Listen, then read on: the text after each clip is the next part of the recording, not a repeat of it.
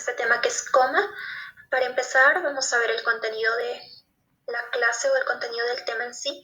Vamos a ver los puntos importantes que siempre nos menciona el doctor, que es una parte de introducción. Vamos a ver epidemiología, etiopatogenia, diagnóstico, tratamiento y por último vamos a ver el caso para que se nos quede mejor todo lo que aprendamos. Entonces, en la introducción vamos a ver, para empezar, ¿qué es la conciencia? En un contexto biológico, la conciencia es en realidad la capacidad que tiene un individuo de reconocerse a sí mismo y a su ambiente.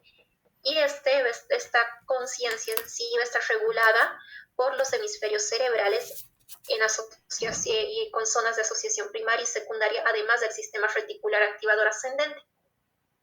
Hay grados de conciencia que nosotros debemos conocer, como ser, por ejemplo, el estado confusional o delirio, que básicamente va a ser un estado mental caracterizado por alteración de la conciencia, desorientación espaciotemporal y agitación psicomotora que suele acompañarse de alucinaciones, generalmente visuales, así como de gran ansiedad y temor por parte del paciente.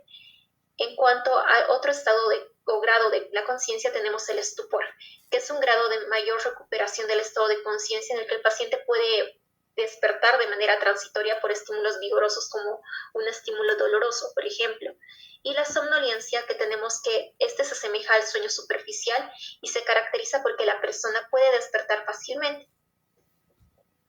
Luego ya tenemos lo que es el tema de la charla en sí, que es el coma. Entonces, como definición, ¿qué es el coma?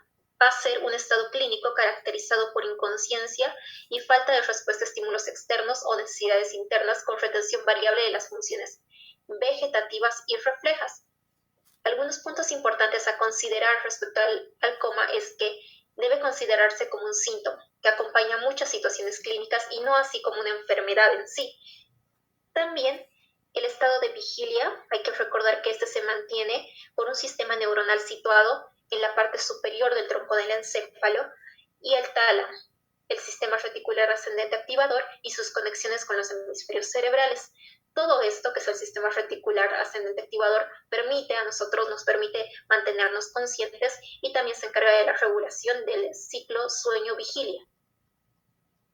En la clasificación del coma es importante recordar que puede haber un coma tanto patológico debido a una patología subyacente como también artificial o inducido cuando se da, por ejemplo, anestesia general.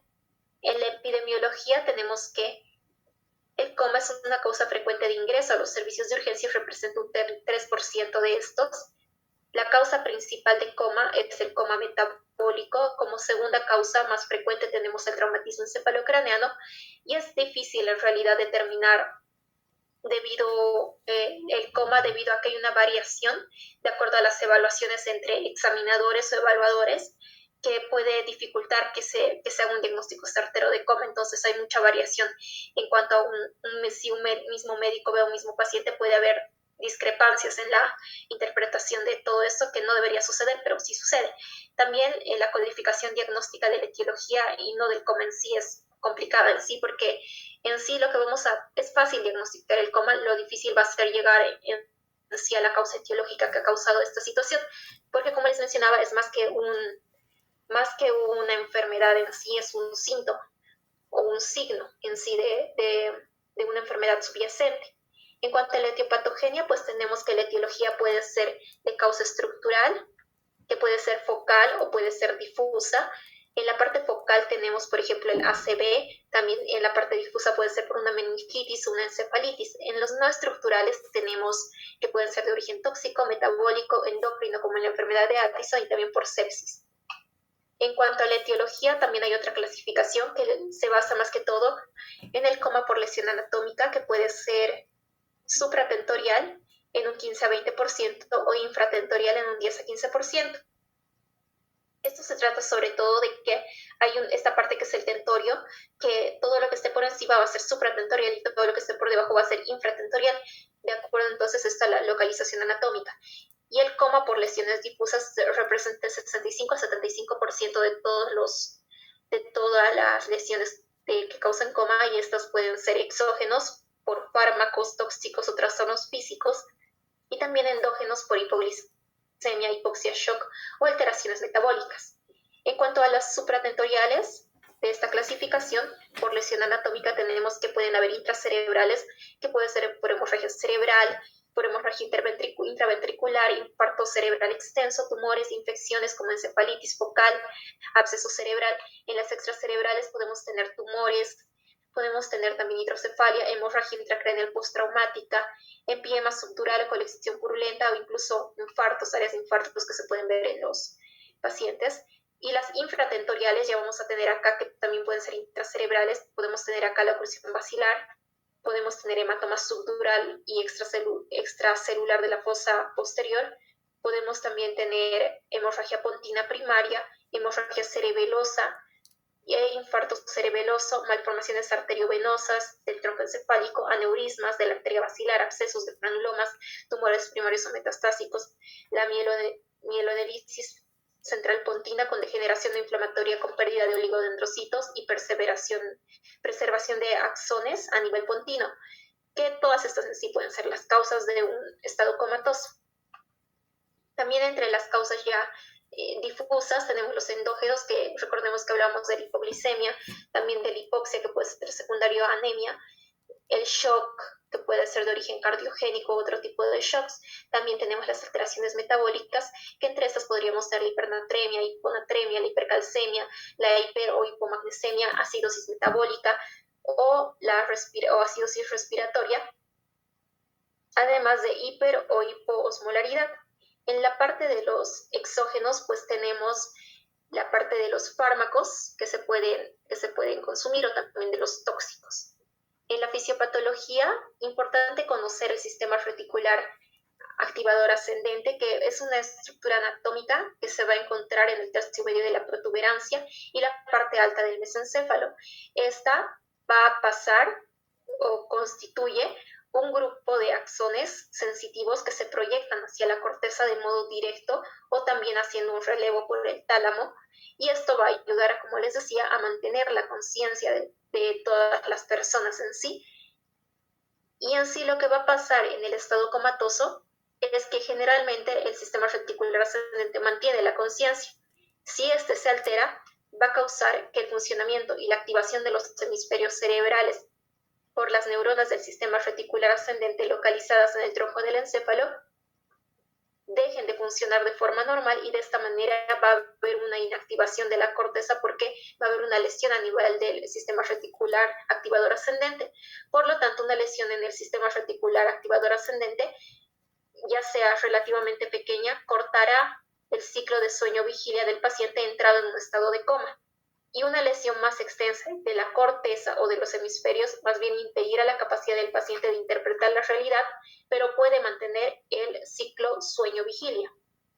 Ya pasando al diagnóstico, vamos a ver que es importante hacer la anamnesis en el paciente. Como ya sabemos, la historia clínica es fundamental en cualquier patología, y si bien esta no es una patología, sí es importante hacer una buena historia clínica para llegar a la causa del estado comatoso. Entonces, la anamnesis es fundamental. ¿Y qué podemos preguntar acerca de esto, acerca del inicio, que nos pueda denotar un poco más acerca de qué etiología pudiera ser? Por ejemplo, si es súbito, podríamos pensar en un paro cardíaco, hemorragia o embolias cerebrales, y si es progresivo, en intoxicaciones, tumores, trombosis cerebral, meningoencefalitis, encefalopatía hepática, encefalopatía urémica. Y básicamente esto del comienzo nos ayuda a darnos cuenta de qué etiologías posibles podríamos tener.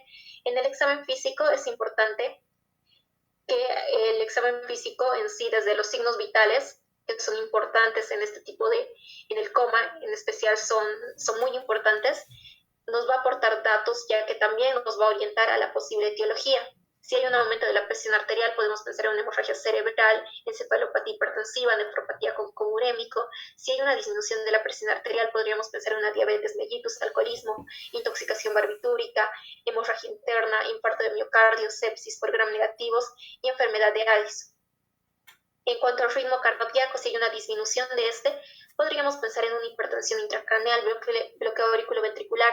Si hay un aumento del ritmo cardíaco, podríamos pensar en una insuficiencia vascular cerebral. Si hay fiebre, más bien podríamos pensar en una causa infecciosa como la meningitis o una lesión en los centros reguladores de la temperatura.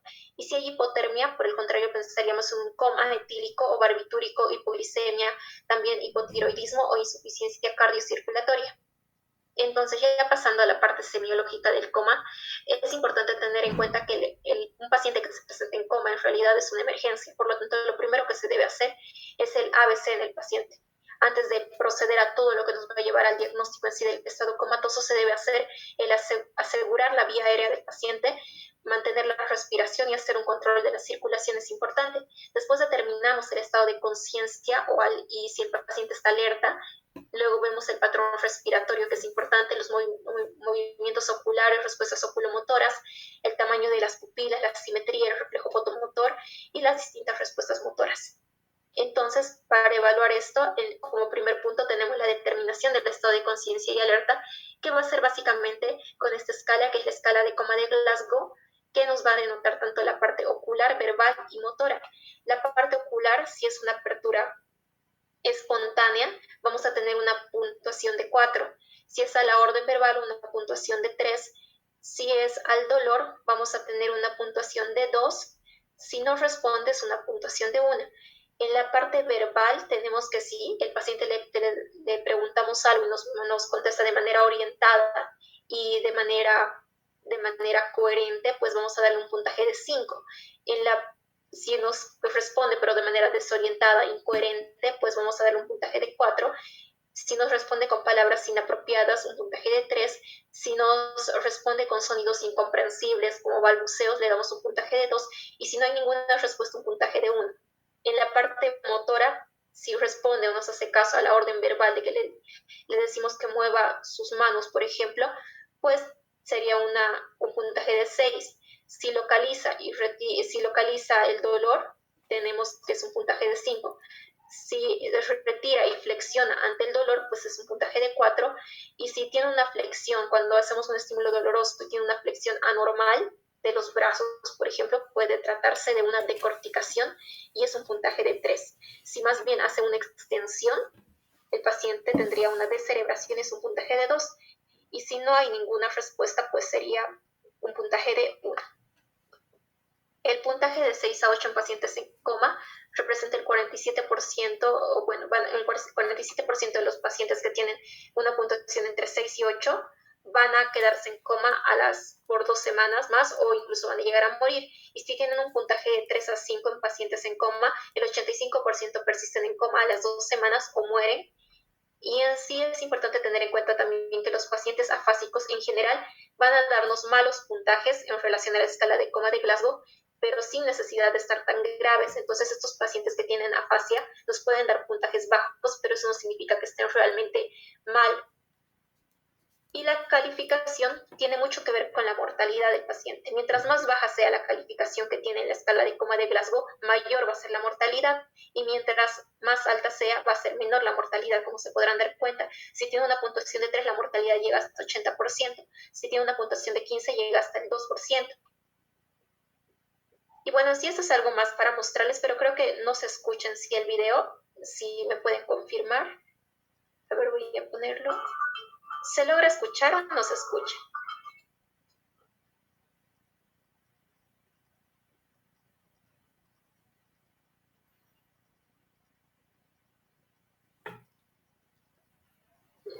Bueno, si no se escucha, voy a ir explicando.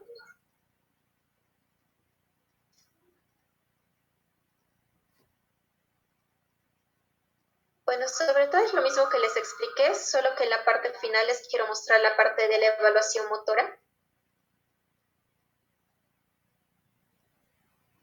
Esta parte, cuando se está estimulando con un estímulo doloroso y el paciente flexiona. Esta es la decorticación. Y al mismo estímulo doloroso, el paciente se extiende y dobla las manos o las muñecas, y esto nos hace sospechar de una descerebración. Y bueno, eso era básicamente lo que les quería mostrar aquí, porque el video en sí creo que ya lo vimos antes, entonces solo esa parte de decorticación y descerebración, que básicamente es lo más gráfico que se puede ver. En cuanto a la presentación de un paciente que tenga coma, se puede presentar de esa manera. En el patrón respiratorio, también en el diagnóstico y en la parte semiológica, pues podemos tener distintos tipos de respiración de acuerdo al nivel de lesión que tenemos. Si tenemos en la parte diencefálica, puede presentarse una respiración de Cheyne-Stokes. Si se presenta a nivel del mesencéfalo el daño, puede haber una hiperventilación neurógena central o respiración de Kussmaul. Si tenemos una respiración apnéustica, puede estar el daño a nivel del puente. Si hay un gas pinobloqueo en salvas también, en un nivel más bajo del puente, si hay una respiración atáxica o de Biot, la lesión puede estar en el bulbo raquídeo. Y en realidad esto del patrón respiratorio no tiene un valor ni diagnóstico ni pronóstico, pero esto nos ayuda a ver más o menos el nivel de lesión que tiene y a qué nivel se encontraría la lesión en sí que está causando el coma. Y en sí tenemos esta primera respiración, que es la de Cheyne-Stokes, en donde vamos a tener que es una respiración periódica o también llamada ciclopnea, en donde va a haber un aumento gradual de la respiración hasta una disminución y posteriormente un periodo de apnea que puede durar entre 20 a 30 segundos y de nuevo empieza lo mismo. Y esto se denomina respiración periódica por daño en el diencéfalo, o también la causa más frecuente de esto es que hay una patología cardiopulmonar con retardo en la oxigenación cerebral y que esto provoca este tipo de respiración. Además, en ocasiones raras, también se puede presentar una lesión cerebral difusa, encefalopatía hipertensiva o arritmia temprana, que también puede presentar ese tipo de respiración. Ahora, no sé si se escuche esto, pero es la respiración más o menos.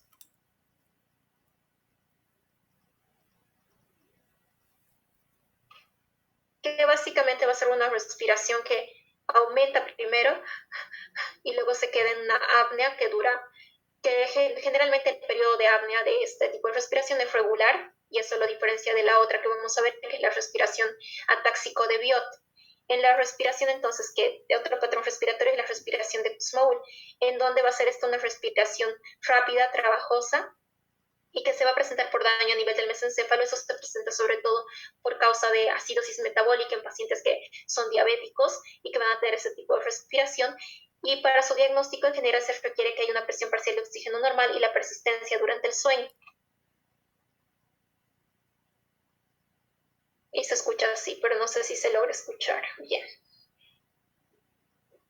Bueno, en cuanto a la respiración de Biot, vamos a tener que esta es una respiración atáxica en donde va a haber también un aumento de la respiración y va a haber periodos de apnea que van a ser irregulares. Los periodos de apnea pueden presentarse de manera irregular y se da esto por lesión a nivel del bulbo raquídeo. En general, se puede producir por lesiones del sistema nervioso central, por medicamentos incluso, y puede ser raro de ver, los pacientes suelen estar ventilados generalmente. Y se escucha así. En el patrón de respiración apnéustica, que se produce por daño a nivel de la protuberancia, vamos a tener que es una detención prolongada del esfuerzo respiratorio inspiratorio o expiratorio para luego reanudar la respiración. Entonces va a haber una parada, una detención de ya sea de la inspiración o de la expiración, y esto y luego va a reanudar la respiración del paciente, y esto se denomina una respiración apnéustica que refleja daño en la parte medial de la protuberancia y puede también reflejar una lesión vascular, meningitis, trombosis basilar o anoxia difusa. En cuanto a los movimientos oculares, pues tenemos que estos pueden ser los óculos cefálicos o las respuestas calóricas en los óculos cefálicos, que ya habíamos hablado de esto. Básicamente consiste en que si nosotros hacemos girar la cabeza del paciente hacia un lado, el paciente tendría que mirar hacia la parte contralateral. Si hace lo contrario y más bien sigue con la mirada su cabeza, pues eso ya nos denotaría que puede tener una alteración. Y también en la parte de las respuestas calóricas se estimula con ya sea con calor o frío, y tiene que haber un movimiento de los ojos hacia la parte estimulada. Si más bien hay un movimiento hacia la parte contralateral, pues podríamos pensar que también hay una alteración en esto, y también se valora de esta manera. Y también con esto se puede llegar a ver el nivel de la lesión, que les voy a explicar más adelante. En las pupilas tenemos que evaluar el tamaño pupilar, también la simetría, que sean simétricas. El tamaño generalmente va a ir de 2 a 4 milímetros, y que si es menos de 2 va a ser miosis, si es más de 4 va a ser midriasis.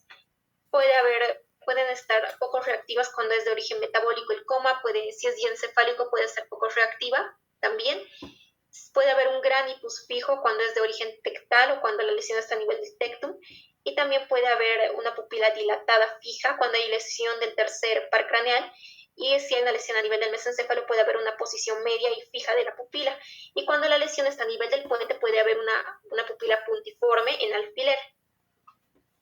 Entonces las pupilas se evalúan con este reflejo, que es el reflejo fotomotor, que básicamente consiste en la exposición del paciente con una luz hacia las pupilas, de la parte externa hacia la parte interna, y debe haber una miosis por la contracción del músculo constrictor de la pupila. Este va a ir primero por aferencia, va a ir por el segundo par craneal, y por eferencia va a tener al tercer par craneal, que va a ir a contraer la pupila, y que si no hay daño a este nivel, pues tendría que producirse normalmente. Y generalmente, si hay una buena respuesta de este reflejo, nos podría hacer sospechar de un coma metabólico, porque en otro tipo de comas este reflejo se encontraría alterado. En las lesiones del diencéfalo de tipo hipotalámicos lesionan las fibras descendentes simpáticas y pueden llegar a causar el síndrome de Horner, que básicamente va a ser por una lesión a nivel diencefálico que puede causar este tipo de síndrome, que ya sabemos que se caracteriza por una miosistosis palpebral y una anhidrosis. También, si la lesión es a nivel del mesencéfalo, a nivel tectal o pretectal, altera la respuesta luminosa y respeta la acomodación. ¿Esto qué quiere decir? Quiere decir que en sí, si la lesión está a nivel del mesencéfalo, donde se encuentra el núcleo del tercer par, que es el núcleo de Ettinger-Westphal, pues vamos a tener que básicamente la respuesta luminosa va a ir a través del nervio óptico, pero la eferencia en sí no va a salir porque la lesión está a nivel del mesencéfalo, y que sabemos que el núcleo de Ettinger-Westphal tiene una función parasimpática que permite que contraiga la pupila. Entonces, de esta manera, si se encuentra una lesión a este nivel, no va a haber este tipo de reflejo. Pero sí se va a respetar la acomodación, que es básicamente la capacidad de enfocar tanto un objeto lejano como uno cercano al mismo tiempo.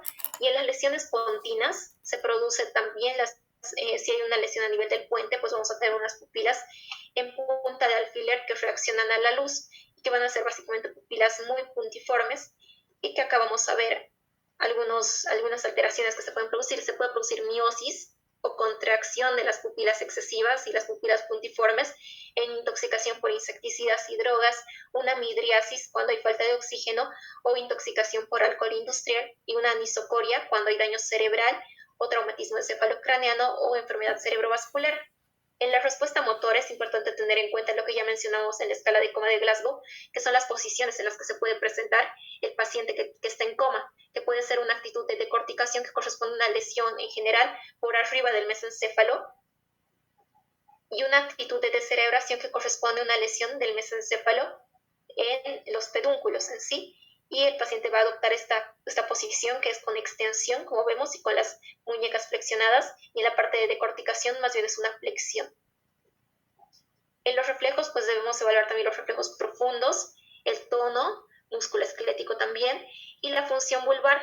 Esta se evalúa examinando el reflejo faríngeo, nauseoso y tusígeno, y esto se evalúa, por ejemplo, acá vemos la evaluación del reflejo nauseoso faríngeo, y vamos a tener que este se estimula tocando la parte posterior de la faringe, y el paciente va a tener ganas de vomitar. En un paciente que no puede movilizarse, pues y que tiene un tubo endotraqueal, podríamos realizar un movimiento del tubo endotraqueal y de esta manera desencadenar estos reflejos que nos puede denotar si hay una adecuada función vulvar. En pacientes que tienen coma en sí, la función vulvar generalmente puede estar alterada, pero también puede estar presente este tipo de reflejo, lo que lo diferencia de la muerte encefálica en sí, porque la muerte encefálica siempre va a tener ausencia de este reflejo faríngeo, a diferencia del coma en el que puede o no puede estar presente. En la parte facial se observa si el aire escapa por la comisura bucal porque hay una parálisis, o también porque cuando se estimula y se hace un estímulo doloroso al paciente, pues podríamos ver que hay una contracción asimétrica de la cara del paciente, y que eso nos puede denotar que también hay una lesión al nivel donde se encuentran los núcleos del nervio facial. Y en la parte del nervio trigémino, pues tenemos que le podemos pedir, si el paciente parpadea frente a un estímulo luminoso sonoro, indica que la formación reticular del puente está intacta, pero la ausencia de parpadeo unilateral sugiere afectación en general facial. Por ejemplo, también con este reflejo que es el nasolabelar se puede evaluar, en donde tenemos que básicamente este tiene como aferencia al trigémino y como eferencia al nervio facial, y que evalúa esta vía, y que si no hubiera este reflejo, pues claramente hay una afectación a nivel facial que no permite que se contraigan los ojos. En la ausencia del reflejo corneano unilateral puede indicar lesión del puente, que también está dado, el reflejo corneano está dado tanto por el nervio trigémino como también por el nervio facial que permite la contracción del orbicular de los párpados. Un reflejo también más heterino, cabemos, exagerado, sugiere una encefalopatía metabólica o una lesión corticobulbar difusa que nos puede dar un reflejo exagerado de esto. Y en general el diagnóstico se sintetiza en todo esto. Evaluar en qué nivel puede estar la lesión, ya sea en el bulbo raquídeo, protuberancia, mesencéfalo, diencéfalo, de acuerdo al examen pupilar que ya vimos, reflejos vestibulares, la respiración y la respuesta motora. Todo esto, de acuerdo al nivel en que se encuentre, va a tener un tipo de alteración diferente. Y acá básicamente lo resumimos todo.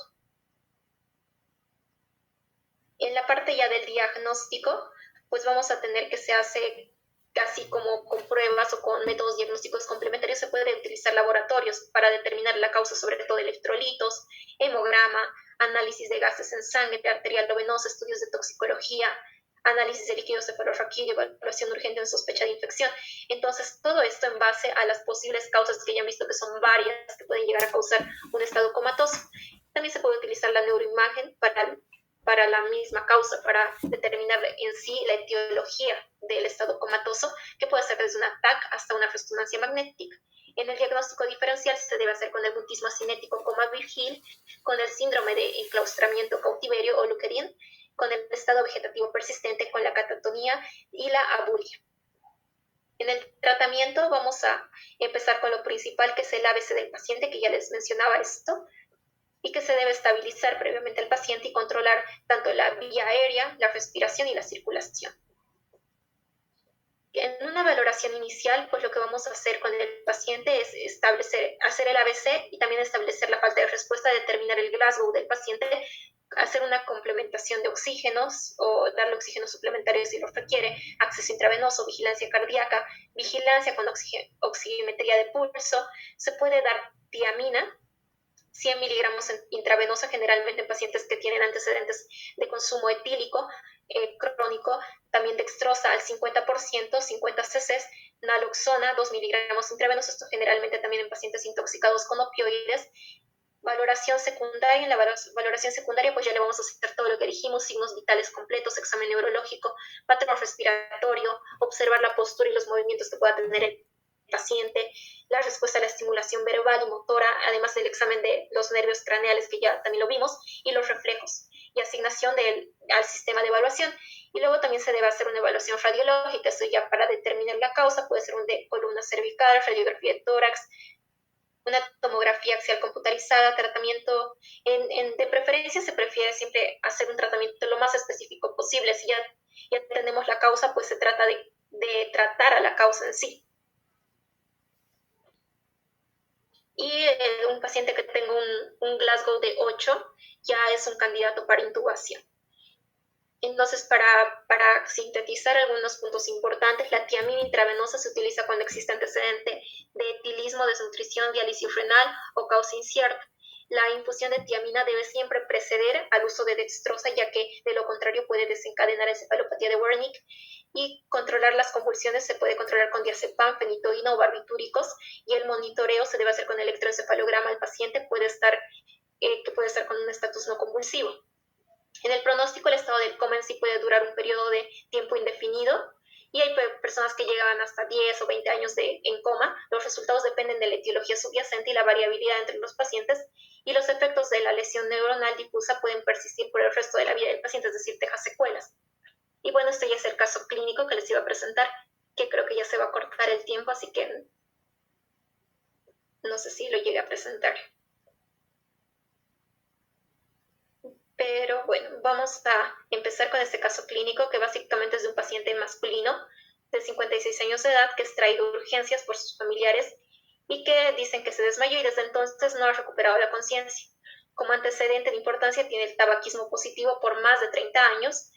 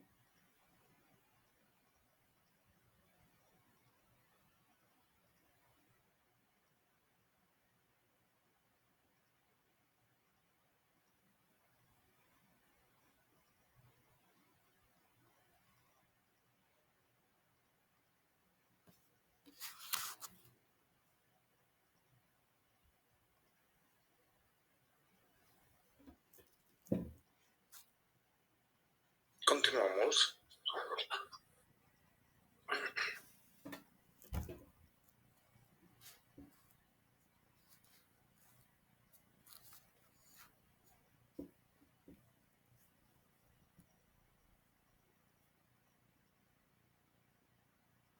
Bueno, ya estábamos en el caso clínico. Para continuar, bueno, vamos a ver que les estaba comentando que se trata de un varón de 56 años que es traído a urgencias por familiares que dicen que se desmayó y desde entonces no ha recuperado la conciencia. Como antecedente de importancia tiene el tabaquismo positivo por más de 30 años, que este es un dato que sí es importante, que lo podríamos marcar como posible causa, que vamos a ver a continuación a qué se podría deber. Antecedentes personales patológicos negados, antecedentes de cefaleas previas en hemicráneo derecho, al inicio mejoraban con la ingesta de aire, sin embargo, con la persistencia se exacerbaba al toser o agacharse. En la exploración física el paciente presenta una tensión arterial de 120/70, temperatura de 39, está inconsciente y no responde a estímulos verbales, pero responde al dolor con extensión de los codos y flexión de las muñecas. Esto ya nos demuestra algo que ya vimos, que la posición de descerebración, los ruidos cardíacos rítmicos, los campos superiores pulmonares limpios, la respiración es rápida y profunda, que también esto nos denota ya algo que tenemos que evaluar. La respiración es rápida y profunda, no hay cianosis, la mirada está conjugada y los ojos siguen el movimiento de la cabeza, esto también es importante. Los ojos siguen el movimiento de la cabeza. Además, las pupilas se encuentran mióticas sin respuesta a la luz. Y básicamente este caso lo traje para que vean cómo más o menos se presentaría un paciente. Y acá podríamos pensar que el paciente puede tener algún cuadro de hipoxia ya crónica, porque el tabaquismo claramente produce una alteración pulmonar, y secundaria a la alteración pulmonar puede haber incluso una alteración cardíaca. Entonces todo esto lleva a la hipoxia del paciente, y una hipoxia cerebral claramente que ha sido el reflejo que se puede ver que el paciente termina en un estado comatoso o inconsciente, y ya con una posición de descerebración que en general ya tiene mal pronóstico, incluso ya tiene todas las características que hemos visto, se puede ver en este paciente ya. Y básicamente eso para concluir el tema, y en las conclusiones importantes que en general me parecen importantes para el tema es que en el coma el paciente está inconsciente y no responde a ningún estímulo más que al dolor, y reacciona con movimientos de decorticación y descerebración, que era lo que les mencionaba anteriormente. Para que una persona esté alerta es importante que debe estar funcionando tanto los hemisferios, el tallo cerebral con el sistema activador reticular ascendente, las conexiones, y si hay afectación, sobre todo de manera aguda, se genera la pérdida de conciencia. Estas son mis referencias y gracias. Eso sería todo, doctor. Está muy bien, señorita. Yo resaltaré algunos puntos, sí, importantes. Primero, para entender el coma tenemos que saber qué es primero la conciencia, ¿no es cierto? Y la conciencia ha manifestado a su compañera, que es ese proceso por el cual nos percatamos de que hay un mundo exterior, porque tenemos sensores para eso. Cerramos los ojos y nos sentimos ahí dentro. Estamos, somos. ¿No es cierto? Entonces, es bien difícil encontrar una palabra en español, pero cierran los ojos y se saben ahí, ¿no es cierto? Es decir, la conciencia es percatarnos de que somos nosotros, ahí está, y de que hay un mundo externo. Sí. El estado antagónico a esto es el sueño. Cuando dormimos, ¿dónde se va la conciencia? ¿Dónde se va todo ese proceso?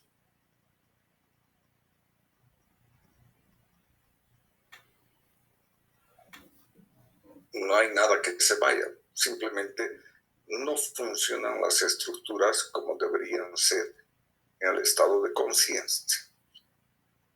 Cuando uno está en sueño, aparentemente hay algún sistema que funciona y gobierna nuestro cuerpo, que veremos más adelante. Cuando hablamos del coma, hablamos de un estado muy similar al sueño, pero sin el despertar. No podemos despertar. Es decir, sistematizando el conocimiento, habíamos encontrado que la conciencia, para ser tal, tiene un contenido y tiene un despertar. El contenido es todo aquello que hemos aprendido, acumulado, guardado o memorizado. Desde el momento en que somos embriones, porque estamos sujetos a una serie de variables hormonales, presiones, vibraciones, etcétera, y vamos guardando eso.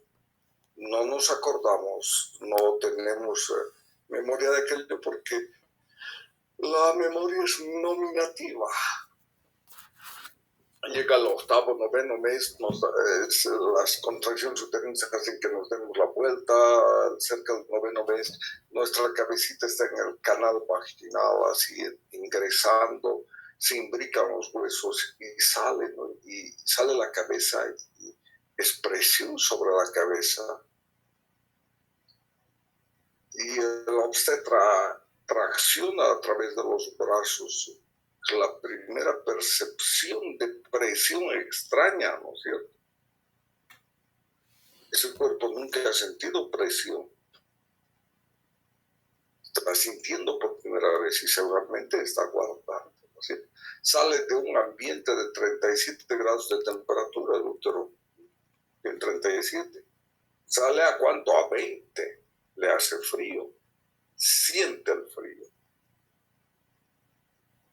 Todavía siente que el ginecólogo grita, es hombre. ¿No? Primera vez esos oíditos están escuchando los ruidos. Y le da un nalgazo, le duele el nalgazo. ¡Ay! Y la primera bocanada de aire que debe ser, describen porque es un intercambio gaseoso que ocurre. Y llora por el dolor. Nacer es durísimo. No nos acordamos porque no tenemos memoria de eso.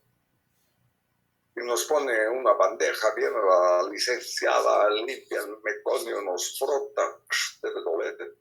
Y la charola suena y hace frío, y la carcajada y la risa, y me arropan. Tengo reposo solamente el regazo de mi madre. Por alguna extraña razón, me calma. Me pone cerca de su persona. Eso es nacer. Y empezar a tener memoria de todo eso. ¿Cierto? Esas caricias, esos contactos son procesos de adquisición del ambiente. Todo lo que escuchamos, oímos, se está acumulando, entra en el archivo de la memoria. Y los hermanitos, y el papá con olor a tabaco antes, ahora con olor a alcohol, te quiero, mi hijito, mi hermanito. Es una tragedia. Y vivimos eso, estamos creciendo eso. Es el entorno familiar que uno analiza ya adulto, es agresivo. Nos parece normal, pero para un recién nacido, que alguien grite con olores diferentes, no debe ser muy grato. Y eso ocurre.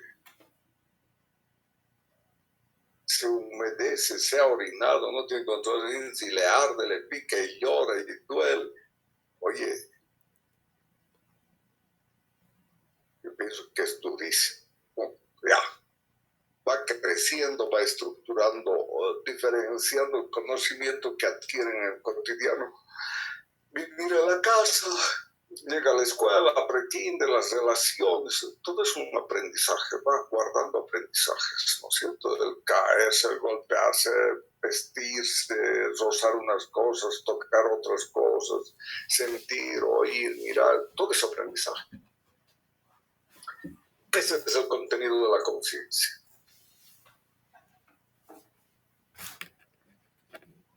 El despertar está producido por el sistema activador reticular ascendente. Es una estructura que aparentemente parecería ser con continuidad de la sustancia gris de la médula. Involucra los ramos que llegan a conformar esa estructura en el mesencéfalo. Parte superior, mitad superior de la protuberancia mesencéfalo. Ahí está. Y cuando dormimos, esta estructura se encarga de gobernar todo el cuerpo. A esta estructura también le llega información de todo el cuerpo, menos la visual porque está durmiendo, o está inconsciente, como quieran llamar. Entonces, cuando duermen, por ejemplo, están durmiendo y dependerá cuán cansados están, el umbral baja, sube. Pero si están normal durmiendo y algo les está caminando, despiertan y hasta saben que puede ser. ¿Cierto? Ese proceso se da en milésimos de segundo. Despiertan. ¿Qué ha pasado? Que llega la información al SARA, el SARA bombardea al tálamo. Y después del tálamo, la corteza. El tálamo tiene una serie de axones, vías para... son vías específicas, inespecíficas y mixtas, así, para despertar el cerebro. El tálamo despierta el cerebro que tiene el conocimiento guardado. La corteza solo tiene memoria de todo aquello que ha aprendido, no del funcionamiento, solo memoria de todo lo que ha aprendido. Así que esa es la fisiología. Cuando hablamos de coma, hablamos de la alteración del despertar de la conciencia.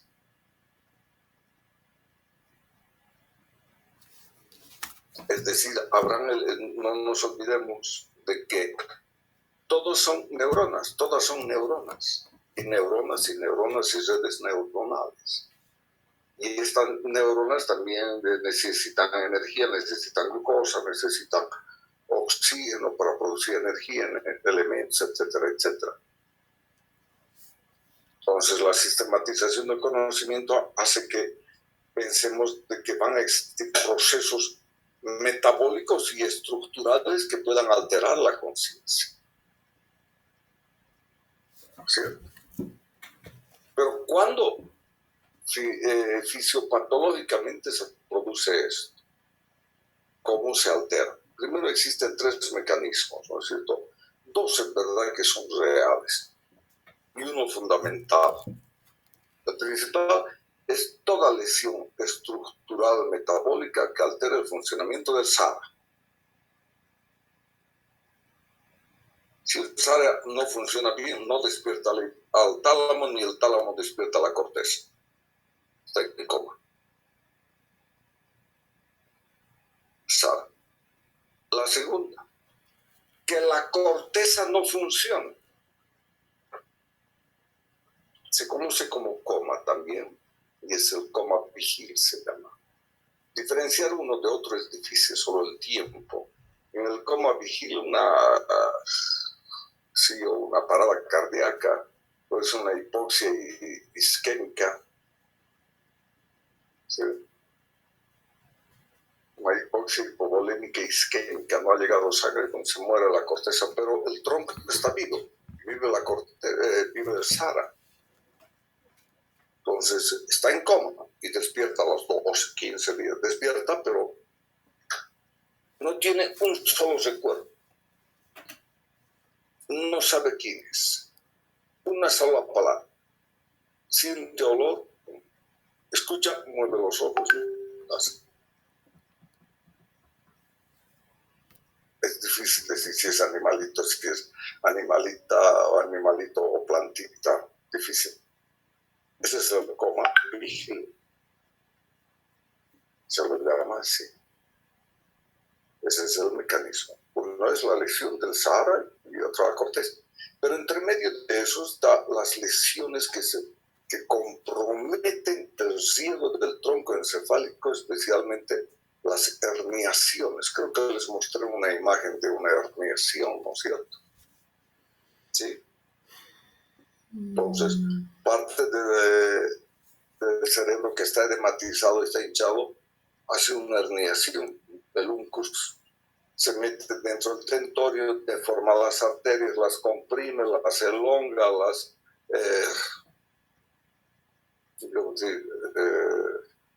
Si no hay otra descompresión, la se estrangula contra el borde del territorio, entonces se altera el riesgo del tronco y se produce coma. Esos son los tres mecanismos fisiopatológicos.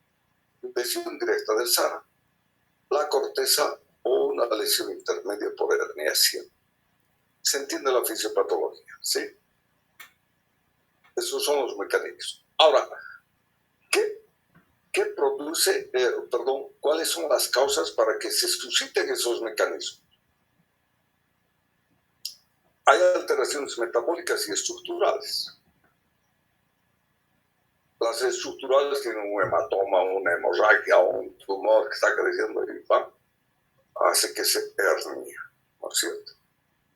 Las metabólicas, la disfunción de la función de las neuronas edematizadas, hipóxicas, no funcionan bien, una isquemia, no fluyen las informaciones, no se generan los potenciales de acción adecuados para despertar. Son las metabólicas. Las metabólicas están desde el opio, drogas, cambios osmolares, cambios hormonales, todo lo que significan las alteraciones metabólicas. ¿Sí? Y las estructurales, todo aquello que significa masa, sin entrar en detalles. Creo que su compañera estaba dando todo aquí. Sí. Esta es la fisiopatología, la etiopatogenia de estas entidades. El diagnóstico del coma es lo más fácil que hay. Ven a un paciente con los párpados cerrados y le pellizcan. No abre párpados, está en coma. Simple. Cosa diferente en el diagnóstico es el nivel del coma. Entonces, para saber ese nivel o las estructuras, porque el coma es un proceso progresivo rostrocaudal, es decir, que desde las partes superiores va lesionándose hacia las inferiores. Cuando hay la corteza, alteraciones de la corteza, hay alteraciones de la conciencia, pero no está en coma. Si es que no se ha quemado la corteza. Después uno va descendiendo, después estará el diencéfalo, que tiene una especie de somnolencia, estupor. Cuando ya está en el mesencéfalo, ya está con un Glasgow bien bajo. Entonces la valoración de la conciencia se hace a través de la escala Coma-Glasgow. Entonces el saber más o menos si funciona todavía aquellas estructuras que nos pueden permitir tener o pensar en un buen pronóstico estará en relación a la degradación de la función del tronco encefálico. Comprenderán que un paciente o en la estructura del sistema nervioso,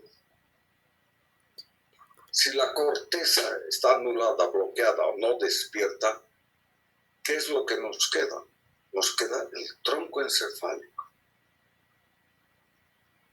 El examen del estado en coma es examen del tronco. El tronco como tal tiene una serie de reflejos y funciones. Si nosotros encontramos y sabemos las funciones o reflejos normales y suscitamos aquellos y están presentes, diremos está bien. Está bien, está bien, está bien. Pero si alguno no aparece, pensaré ya la gravedad del coma. ¿Se comprende lo que quiero decir? Es por eso entonces que existen una serie de exámenes que nos ayudan a confluir el nivel o el lugar donde más o menos esté degradándose. Entonces tenemos el diagnóstico que se realiza a través de la valoración de la escala Coma-Glasgow. ¿Sí? Segundo, la respiración, ¿cierto? La respiración cuando está en el diencéfalo es una de Cheyne-Stokes que estaba comentando su compañero, ¿sí? Cuando es mesencefálica encontraremos una taquipnea con una hiperapnea. Cuando está a nivel de la protuberancia ya habrá unas apneas más prolongadas. En el bulbo medular ya aparecen así, algo parecido como a estertores. Y la médula es una línea recta, no respira, ¿no es cierto? Ese es el fenómeno de respiración. Independientemente, cada una de las investigaciones que se hacen en los diversos capítulos, porque el siguiente es el ocular o la pupila, la valoración de la pupila tiene que integrarse a esta valoración de la respiración, al igual que los otros que vayamos viendo. Entonces, las pupilas, lo que debe llamarnos más la atención es la areflexia pupilar, o sea, la ausencia del reflejo fotomotor, la anisocoria, ¿sí? Tiene que llamarnos. Y segundo, hay dos posiciones de las pupilas, la miosis que se produce por intoxicación debido a derivados opiáceos, se vuelve chiquita, puntiforme, se llaman pupilas puntiformes, pero ustedes cogen una lupa, ven la pupila y acercan una fuente luminosa y se ven las fibras de iridoconstricción, se movilizan, así siendo puntiformes. Cuando estas pupilas son puntiformes y obedecen a lesión o al nivel protuberancial, no se movilizan. Es un estado ya muy severo del coma, próximo al suelo. Después hay pupilas que están medianas, que no se movilizan y están ahí a nivel del, más o menos la parte cuadrigeminal, la parte superior, o no hay la mirada hacia arriba. Eso. Pero la anisocoria, las pupilas puntiformes y la ausencia del reflejo fotomotor tiene que llamar su atención. Después de las pupilas están los movimientos oculares.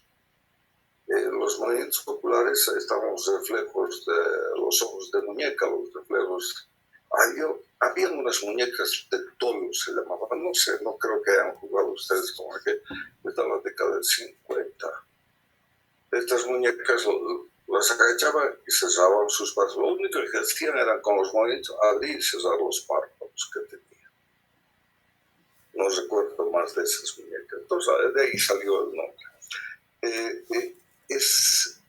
Esto de los movimientos oculares está en relación a algunas funciones de integración del movimiento de la cabeza, los laberintos, los conductos semicirculares y los ojos. Por eso se llaman cócleo o vestíbulo oculares. Y acontece de que normalmente, si ustedes están despiertos, explico esto así, si alguien les llama, rotan la cabeza y los ojos se acompañan al movimiento de la rotación, ¿cierto? Están despiertos, llaman a fulano y se dan la vuelta y rotan su tronco. Cuando el paciente está en coma, el suscitar esos reflejos, levantan los párpados, rotan la cabeza. Si la rotan al lado derecho, los ojos tienen que irse al lado izquierdo.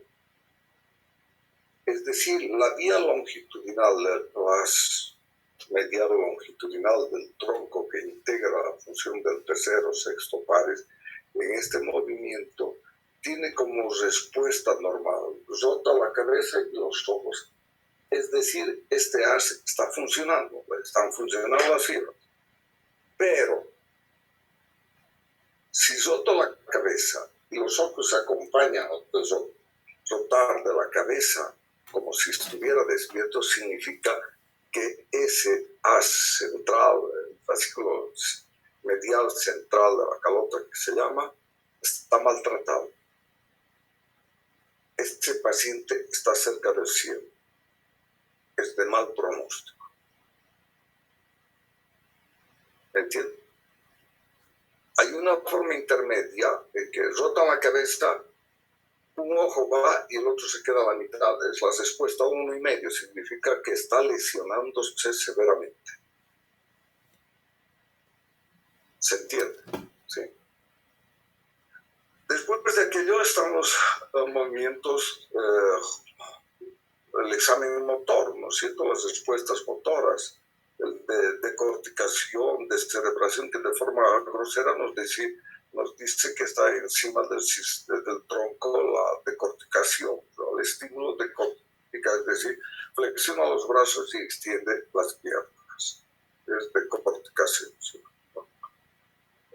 Encima del sistema reticular endocrinal del tronco. Si está por debajo, también señal de mal pronóstico, tiene signos de descerebración, es decir, extiende los brazos y extiende las piernas.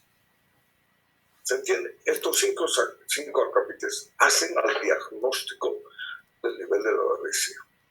¿Se comprende? Cuando hablamos del diagnóstico, a la vez del tratamiento, porque el coma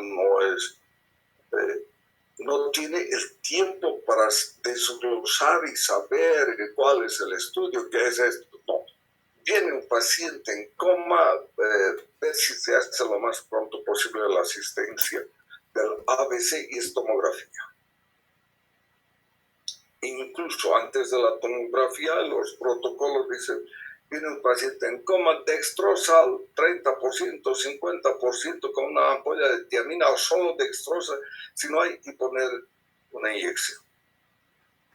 Esto especialmente en las emergencias porque muchas personas toman en exceso sus hipoglicemiantes. Entonces viene un coma hipoglicémico. Y yo les diré, y recuerdo hace unos 15 años estaba al servicio del Vietnam, como vean, el tercer piso antes de medicina interna, y me llaman para hacer una interconsulta. El paciente estaba en coma. Pues a mí, dale un vaso de Coca-Cola. Y yo despertado, y había estado 2 días así. ¿Qué estarían pensando los médicos internistas? Desconocían, si no le daban un vaso de Coca-Cola y despertaban. Así, son elementos de valoración del coma. Entonces, en emergencias uno pide una dextrosa, denle, despierta bien. No despierta, no ha pasado nada. Entonces, inmediatamente, tomografía, la tomografía para excluir un proceso estructural, hemorragias, tumores, hipertensión, todas esas cosas, ¿no es cierto? Se excluye aquello, no hay nada que operar, ¿verdad? Entonces se empieza a buscar el desglose de todos los laboratorios posibles y habidos para realizar. Porque tengo que encontrar la causa. Y posiblemente en ese momento el valor de los signos vitales es como ningún otro. Porque si tiene hipertensión arterial, ¿qué me produce hipertensión arterial? Me produce la hipertensión endocraneal. Y esta se acompaña de presión arterial alta. Y si hay una presión arterial alta súbita, porque puede ser que haya tenido una hemorragia intracraneal del paciente, o cualquiera de los datos patologías que me den una hipertensión. Hasta un síndrome de Cushing, ¿no es cierto? Pero si tiene una hipotensión, pensaré en una intoxicación alcohólica, pensaré en una depresión por opiáceos, pérdida de sangre, tercer, cuarto espacio. ¿Entiendes? Si tiene temperatura, si no tiene temperatura, todos esos elementos me ayudan para llegar al diagnóstico o sospechar para poder realizar los estudios. ¿Entiendes? Entonces, es importante esto del protocolo. Y segundo, conocer las causas más frecuentes que existen en el servicio de emergencia que producen coma. 1, Oh, las hemorragias suprarachnoideas, el coma hipoglicémico, coma cetoacidósico, las intoxicaciones por alcohol, el trauma cráneoencefálico es el primero, el trauma cráneoencefálico, en secuencia los otros. Después tenemos los ictus. A ver, el trauma cráneoencefálico, el coma cetoacidótico, la hemorragia suprarachnoidea, el coma hipoglicémico, el intoxicación alcohólica, estatus epilépticos y el coma cetoacidótico. 7 y falta 1.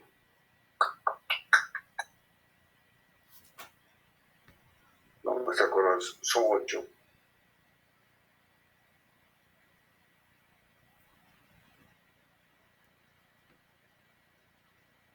Nuevamente, ¿usted ha hecho? No he escuchado que tenga, ¿no es cierto? El test. Las infecciones, doctor. ¿Qué? Infecciones, tal vez. No. Las infecciones no producen coma. La hipertensión endocrinal. Entonces son causales de coma. El paciente llega en coma. Estas 8 causas son las más frecuentes, pero no son todas. Entonces hay que revisar y buscar. ¿Se comprende? El tratamiento dependerá de la causa. Si es estructural, será quirúrgico. Si es metabólico, se aplicarán todas las medidas. Creo que no me ha faltado nada. ¿Sí? ¿Alguna pregunta?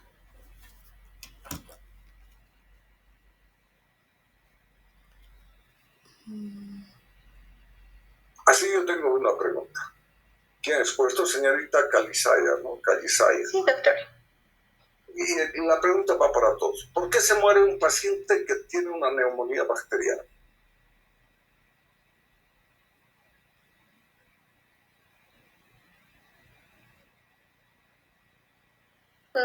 Puede ser por sepsis, doctor. Pero ¿cómo mata la sepsis? A través de la invasión de las bacterias a la sangre, y eso causa una inflamación, coagulación intravascular diseminada, y eso posteriormente causa déficit de irrigación, isquemia y posteriormente hipoxia, y el paciente ya deja de recibir irrigación a nivel de los órganos vitales como el cerebro, los riñones y básicamente todo. Señorita Calizaya, no sé si ha leído, pero su respuesta me gusta. Es la primera vez que escucho de tantos años que informo que alguien me responda ¿por qué muere un paciente con una neumonía bacteriana? Es cierto. Muchos me responden el cambio gaseoso, que esto, todo me responde. Pero en verdad es por la sepsis, el estado séptico. ¿Qué significa el estado séptico? Que el germen está caminando por todo el flujo, el árbol arterial, y el árbol arterial termina en capilares. ¿Qué diámetro tiene un capilar, señorita Calizaya? 0.5 milímetros, doctor. No estoy muy segura. Ese es el dato que se me viene a mi cabeza, pero no estoy segura de si es cierto. Otro. Señorita Erika Gómez.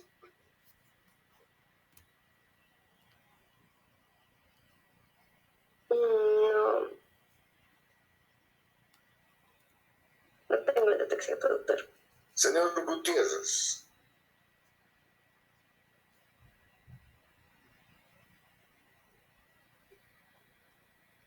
Mm, 0,2 unidades micras. ¿Qué? 0,2 unidades micras. 0,2 micras, no. Señorita González Jimena.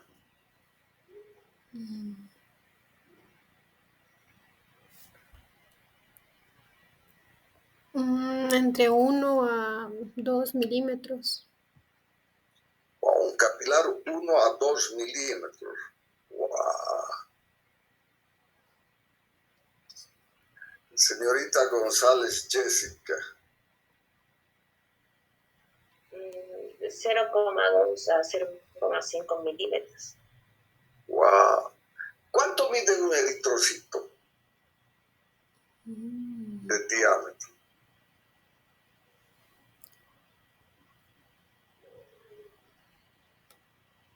¿20 micras, doctor? Otro número.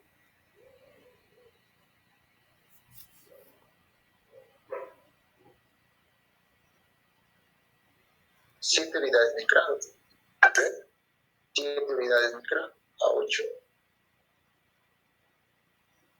8 micras, 8.2 micras. Entonces, bajo ese valor, todo lo que sube, habrán las anemias macrocíticas, por debajo de eso las microcíticas. Verán que ustedes de un solo dato ya tendrían que saber todo aquello, y eso es lo que saben. Es una tragedia. El capilar mide 8 micras. El capilar. El glóbulo rojo, cuando atraviesa, que es una circunferencia o es una esfera, se deforma, se hace ovoide. De esa manera, al chocar sus paredes, que en contacto con el endotelio transmite, reparte oxígeno. Entonces, cuando el germen está en toda la circulación, se deposita en los capilares y se produce una inflamación. Se hincha la membrana. El capilar se tranca. No puede pasar. Entonces, el territorio muere. En todo el cuerpo puede, aguanta. El cerebro es lo que no aguanta. Los capilares del SARA no funcionan. Y muere el paciente porque muere el SARA. Espero que nunca se les olvide. La causa última de muerte en el ser humano es la muerte del SARA. No es que se haya parado el corazón, nada. Es que el SARA no funciona. Que la causa puede ser el corazón, el riñón, lo que ustedes quieran, pero es el SARA que no funciona. ¿Estamos? Ojalá nunca se olviden. Creo que para la noche son 10 de la noche. Madrecita, que me tienen explotado ustedes. Si me pagan solamente para 3 horas. ¿No ve? Los veo mañana a las 8 de la mañana. ¿Ya? Está bien, doctor. Creamos reunión, ¿verdad? Sí, claro, a las 8. ¿Ya me han conseguido un cráneo? No sean malos, pero necesito hacer unos trabajos. Voy a pagar, no quiero regalado, voy a comprarle. Averiguo entre sus conocidos. ¿Ya? Está bien, doctor. Doctor, mañana vamos a ir igual al hospital después de la clase. Yo creo que no, porque tal vez sí un rato por lo menos para ir a vernos. Mañana tenemos el tema de AME, ¿sí? Y miastenia gravis, ¿no es cierto? Son 2 temas fáciles. Yo creo que hacemos los 2 temas, nos encontramos a las 9:15. A las 10:30 que tengo que entrar a operar al seguro. ¿Ya? Está bien, doctor, solo faltaría a mí.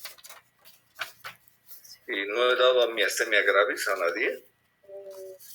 ¿Cómo que no? He dado miopatías, miotonías. Yo recuerdo que no, doctor. No sé si alguien me confirme. Sí, no he dado. Entonces ya. AME, ¿quién expone? Yo, doctor. Usted. Sí. Ya.